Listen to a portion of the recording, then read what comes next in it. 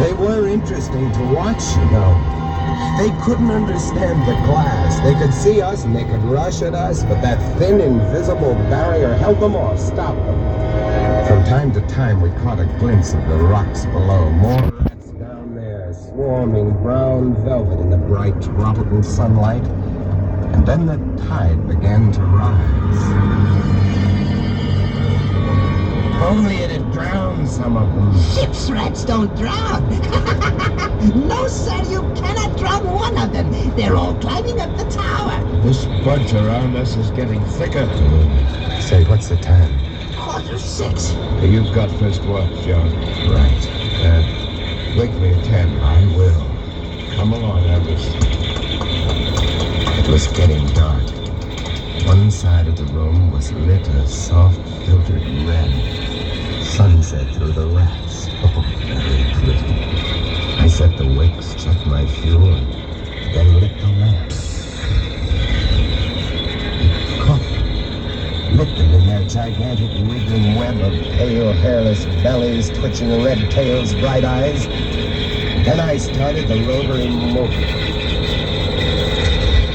Light drove them mad as she swung slowly and smoothly about. She blinded them in the fierce, stabbing bar of light, moving continually about at a turning, at a touching, ever moving around and around, and they twitching and shuddering, eyes flaming when they were struck by the light. Bright light moving, and behind on the dark side of the room, so close I could not turn my back, but you cannot help turning your back when you're in a room made of glass.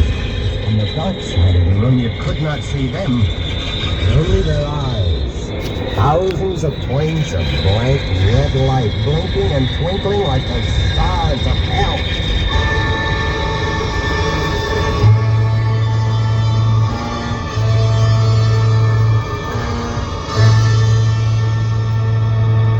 Louis relieved me at 10, but I didn't get much sleep that night, and when I came up into the gallery early next morning, there stood August, his back to me. He was bowing to the rats, waving his arms and making a speech. I am going to play once again that magnificent role which made me the toast of the Paris theatre.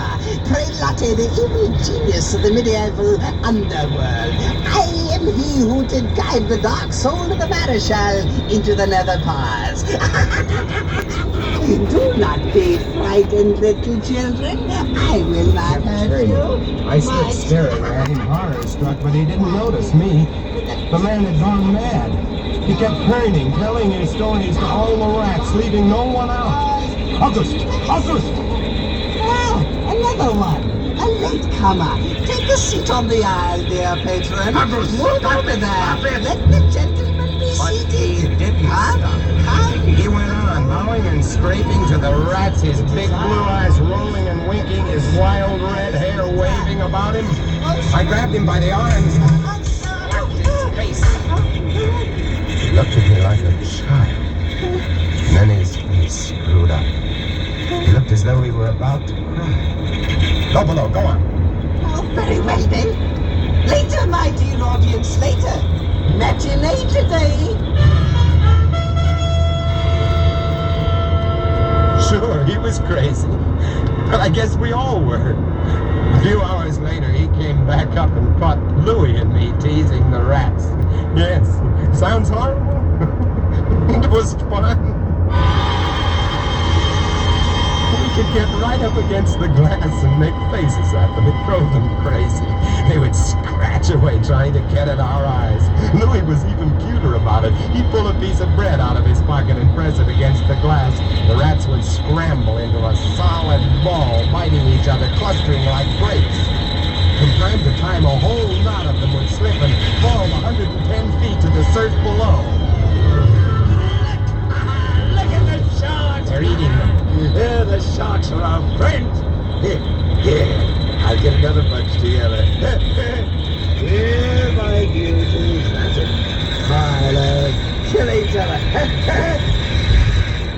There they go! Auguste joined in too. Oh, very ingenious Auguste.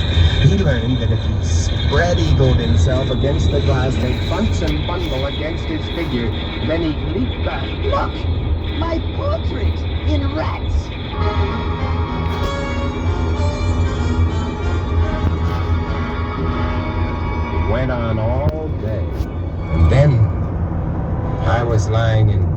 about midnight. I was very tired and I was just beginning to fall off to sleep when I became conscious of a new sound.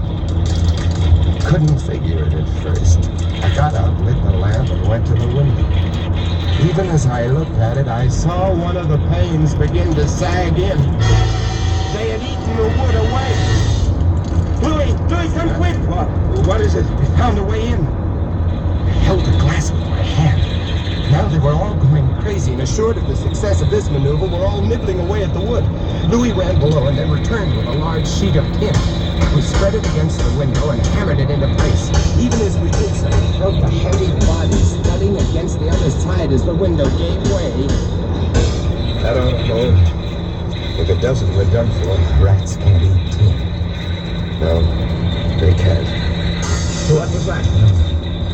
It came from below. Stole a window. They're in.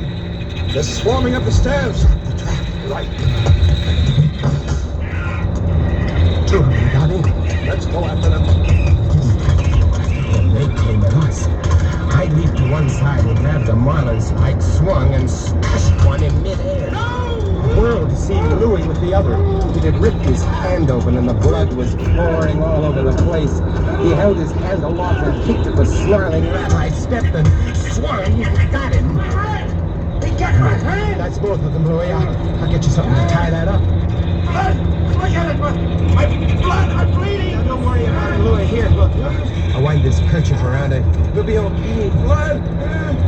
There now, it's not bad, just the flesh. Then I became conscious of another new sound. They were gnawing their way through the wooden